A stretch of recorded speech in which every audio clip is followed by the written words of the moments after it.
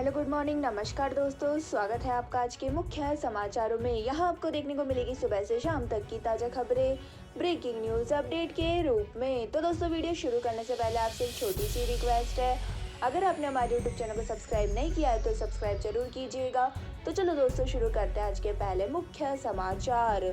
पाक बॉर्डर पर छुपे दुश्मन, हेलीकॉप्टर टैंक से पहुंचे जवान, भारत ऑस्ट्रेलिया के सैनिकों का युद्धाभ्यास, गांव से लोगों को मुक्त कराया। तो दोस्तों पाकिस्तान बॉर्डर के पास एक गांव पर दुश्मनों का कब्जा, हेलीकॉप्टर से जवानों की टुकड़ी उतरी है और दबे पांव उन घरों तक पहुंचते हैं जहां दुश्मन छिपे हुए हैं। तो दोस्तों एक जोरदार बम धमाका भी होता है और भरभरा कर गिरता दरवाजा है। तो दोस्तों आपको बता दें कि यह सब नजारा भारत और ऑस्ट्रेलिया की सेनाओं के युद्धाभ्यास का है। और दोस्तों आपको बता दें कि बीकानेर के सब महाजन फील्ड फायरिंग रेंज में सैनिकों ने जॉइंट ऑपरेशन किया और दुश्मन के कब्जे से गांव को मुक्त कराया।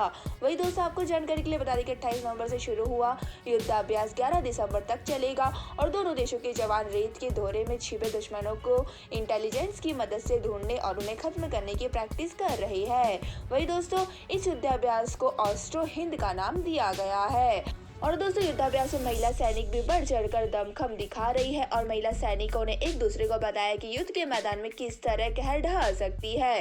दुश्मन की भनक लगते ही उस पर टूट पड़ने की जो कला ऑस्ट्रेलियाई जवानों ने बताई वो भी काफी रोमांचक रही। इसी के साथ दोस्तों चलते हैं आज के अगले मुख्य समाचार की ओर। 2 स्टूडेंट को कोरियन ड्रामा देखने पर सजाए मौत, सरेआम दोनों को गोली मारी, यहाँ दुश्मन देश की फिल्म देखना जुर्म।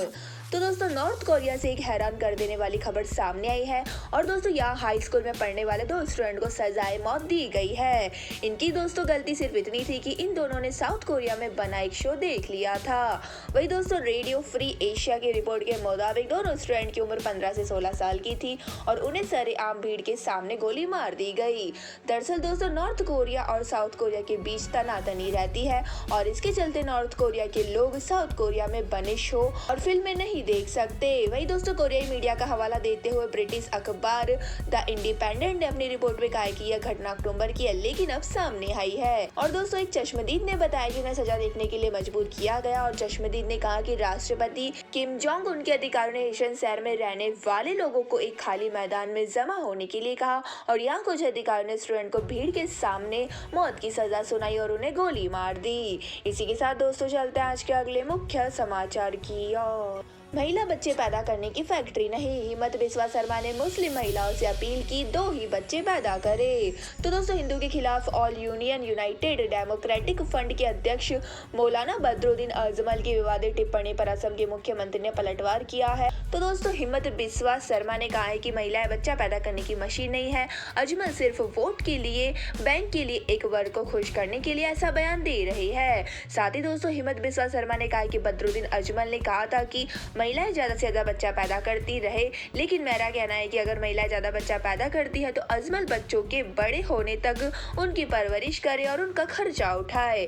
साथ ही दोस्तों आपको बता दें कि सीएम हिम्मत बिस्वा शर्मा ने कहा है कि मैं अपनी मुस्लिम बहनों से कहना चाहता हूं कि बदरुद्दीन की बात ना सुने, 2 से ज्यादा बच्चा पैदा मत करो। अगर एक महिला कई बच्चों को जन्म देती है तो इसका असर उस पर शारीरिक रूप से पड़ेगा और इतना ही नहीं हमारे समाज पर भी इसका असर पड़ेगा और असम तबाह हो जाएगा। इसी के साथ दोस्तों चलते हैं आज के अगले मुख्य समाचार की ओर। हैदराबाद में भारत का पहला real time gold ATM launch, 5 kilo सोना रखने की क्षमता, 0.5 से लेकर 100 ग्राम तक के गोल्ड कॉइन भी निकलेंगे। तो दोस्तों हैदराबाद में भारत का पहला real time gold ATM launch किया गया है। तो दोस्तों यह गोल्ड सिक्का एटीएम सोने के सिक्के निकालता है और दोस्तों लोग इसमें अपना डेबिट या क्रेडिट कार्ड डालकर सोने के सिक्के खरीद सकते हैं। साथ ही दोस्तों एटीएम की क्षमता 5 किलो सोना रखने की है और इसमें से 0.5 से लेकर 100 ग्राम तक का गोल्ड निकलेगा। और दोस्तों गोल्ड सिक्के के वाइस प्रेसिडेंट प्रताप ने कहा है कि गोल्ड सिक्का लिमिटेड कंपनी को 4 साल पहले स्थापित किया गया था और हमारे सीईओ को एटीएम मशीन के माध्यम से सोने के सिक्के निकालने का एक इनोवेटिव कॉन्सेप्ट मिला था। और वहीं दोस्तों थोड़ी सर्चिंग के बाद हमें पता चला कि यह संभव है और हमने हैदराबाद स्थित एक startup company open cube technology के साथ समझौता किया और दोनों कंपनियों के इन हाउस विभाग ने इसके लिए डिजाइन तैयार किया। तो दोस्तों दोस्तों आपको बता दें कि प्रताप नायक का एटीएम की खास बात यह है कि यह सोने की कीमतों को लाइव अपडेट करता है और हर एटीएम में 5 किलो सोना रखने की क्षमता है, जिसकी कीमत लगभग 2 से 3 करोड़ रुपए है। साथ ही दोस्तों एटीएम मशीन 0.5 ग्राम से लेकर 100 ग्राम तक के सिक्के निकालती है और दोस्तों इनमें 0.5 ग्राम, 1 ग्राम, 2 ग्राम, 5 ग्राम, 10 ग्राम, 20 ग्राम, 50 ग्राम और 100 ग्राम तक के सिक्के शामिल है। इसी के साथ दोस्तों चलते हैं आज के अगले मुख्य समाचार की ओर। वर्ल्ड बैंक ने बढ़ाया भारत का जीडीपी अनुमान 6.5% से बढ़ाकर 6.9% किया। इस साल एवरेज रिटेल इन्फ्लेशन 7.1% रह सकता है। तो दोस्तों वर्ल्ड बैंक ने मंगलवार को कहा है कि भारत की अर्थव्यवस्था चालू वित्त वर्ष में 6.9% की दर से बढ़ने की उम्मीद है। वही दोस्तों इससे पहले अक्टूबर में इसने जीडीपी अनुमान पहले के 7.5% से घटाकर 6.5% किया था।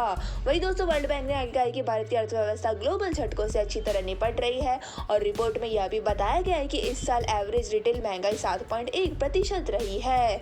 तो दोस्तों आरबीआई ने अपनी मौद्रिक नीति संबंधित बैठक में FY23 के लिए रियल जीडीपी ग्रोथ का अनुमान 7% रखा है और वही अगली 2 तिमाहियों में आरबीआई का जीडीपी अनुमान 4.6% था। और कल दोस्तों आरबीआई की मॉनेटरी पॉलिसी मीटिंग की प्रेस कॉन्फ्रेंस है और दोस्तों इसमें भी जीडीपी अनुमानों को जारी किया जाएगा। इसी के साथ दोस्तों चलते हैं आज के अगले मुख्य समाचार की ओर। न्यूरालिंक के ह्यूमन ट्रायल में हो सकती है देरी, पशु कल्याण उल्लंघनों को लेकर जांच के दायरे में कंपनी, टेस्ट के लिए 1500 जानवरों को मारा गया।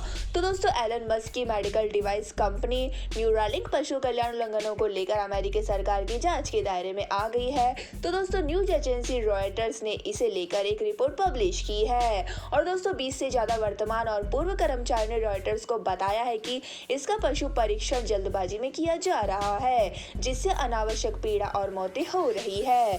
तो दोस्तों बीते दिनों एलन मस्क ने अपनी इस डिवाइस प्रोग्रेस रिपोर्ट एक इवेंट में बताई थी और उन्होंने कहा था कि उनके ब्रेन चिप इंटरफेस स्टार्टअप का डेवलप वायरलेस डिवाइस 6 महीने में ह्यूमन ट्रायल के लिए तैयार हो जाएगा और दोस्तों इसके लिए फूड एंड ड्रग्स एडमिनिस्ट्रेशन को पेपर जमा करा दिए गए हैं। तो दोस्तों मस्क ने 6 साल पहले ब्रेन कंट्रोल इन्फोसिस स्टार्टअप की स्थापना की थी। साथ ही दोस्तों आपको जानकारी के लिए बता दें कि रिपोर्ट में यह भी दावा किया गया है कि 2018 के बाद से प्रयोगों के कारण 280 से ज्यादा भेड़, सुअर और बंदरों सहित लगभग 1500 जानवरों को मारा जा चुका है। और रॉयटर्स ने सूत्रों का हवाले से कहा है कि यह आंकड़ा एक मोटा अनुमान है क्योंकि कंपनी यह रिकॉर्ड नहीं रखती है कि कितने जानवरों पर टेस्ट किया गया और कितने मार दिए गए। इसी के साथ दोस्तों चलते हैं आज के अगले मुख्य समाचार की ओर। गुजरात में दिल्ली से सस्ता पेट्रोल डीजल, गुजरात में दिल्ली की तुलना में 6% कम टैक्स, हिमाचल दोनों राज्यों से ज्यादा महंगा।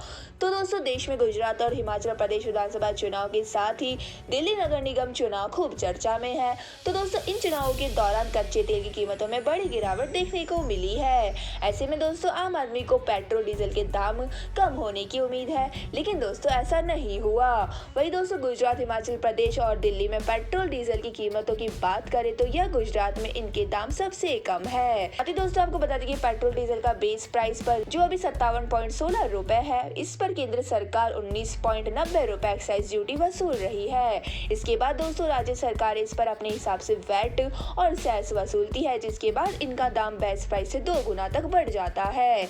तो दोस्तों गुजरात, हिमाचल प्रदेश और दिल्ली में पेट्रोल डीजल से वेट और सेस वसूलने में दिल्ली सबसे आगे है। और दोस्तों यहाँ पर पेट्रोल पर 19.40% और डीजल पर 16.75% वेट वसूला जाता है। इसी के साथ दोस्तों चलते हैं आज के अगले मुख्य समाचार की ओर। चुनावी मोड में कांग्रेस, राजस्थान समेत 3 राज्यों के प्रभारी बदले, बीजेपी भी जल्द बदल सकती है दिल्ली समेत आधे राज्यों के प्रदेश अध्यक्ष। तो दोस्तों कांग्रेस ने संगठन में बड़ा फेरबदल करते हुए 3 राज्यों के प्रभारी बदल दिए हैं और दोस्तों इसमें राजस्थान, हरियाणा और छत्तीसगढ़ शामिल है। तो दोस्तों पंजाब के पूर्व मंत्री सुखजिंदर सिंह रंधावा को राजस्थान, कुमारी शैलजा को छत्तीसगढ़ का और शक्ति सिंह गोहिल को दिल्ली के अलावा हरियाणा का भी प्रभारी बनाया गया है। और दोस्तों नई नियुक्तियों को लेकर महासचिव केसी वेणुगोपाल ने पत्र भी जारी किया है। तो दोस्तों आपको बता दें कि शैलजा ने पूनिया, रंधावा ने अजय माखन और गोहिल ने विवेक बंसल का स्थान लिया है। और दोस्तों माना जा रहा है कि छत्तीसगढ़ और राजस्थान में अगले साल होने वाले विधानसभा चुनाव से पहले यह बदलाव आए हैं और दोनों राज्यों के वर्तमान में कांग्रेस सत्ता में आई है और पार्टी की ओर से जारी एक आधिकारिक संदेश में कहा गया है कि कांग्रेस कांग्रेस अध्यक्ष ने तत्काल प्रभाव से अखिल भारतीय कांग्रेस कमेटी में यह नियुक्तियां की है। इसी के साथ दोस्तों चलते हैं आज के अगले मुख्य समाचार की ओर। तिहाड़ जेल के टॉयलेट्स में दरवाजे नहीं, कैदी की चिट्ठी से हुआ खुलासा। दिल्ली हाईकोर्ट ने केजरीवाल सरकार से मांगा जवाब।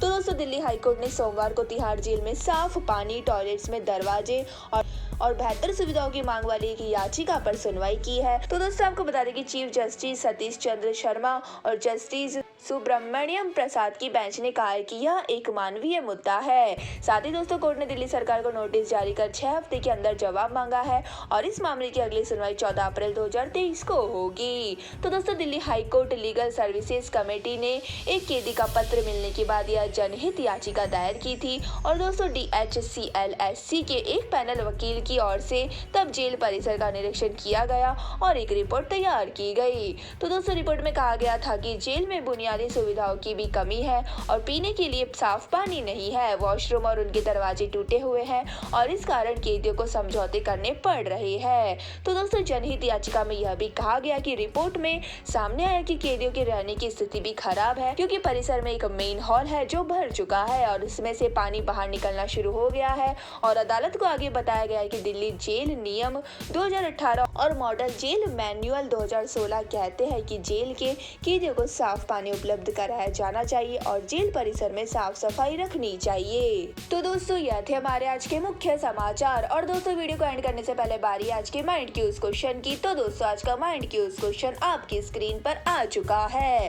तंबाकू पर पूर्ण प्रतिबंध लगाने वाला विश्व का पहला देश कौन सा है? तो दोस्तों फटाफट से हमारे सवाल का जवाब दे, कमेंट्स करें और जल्दी से जीत लीजिए एक शानदार सरप्राइज गिफ्ट आइटम। धन्यवाद दोस्तों, जय हिंद।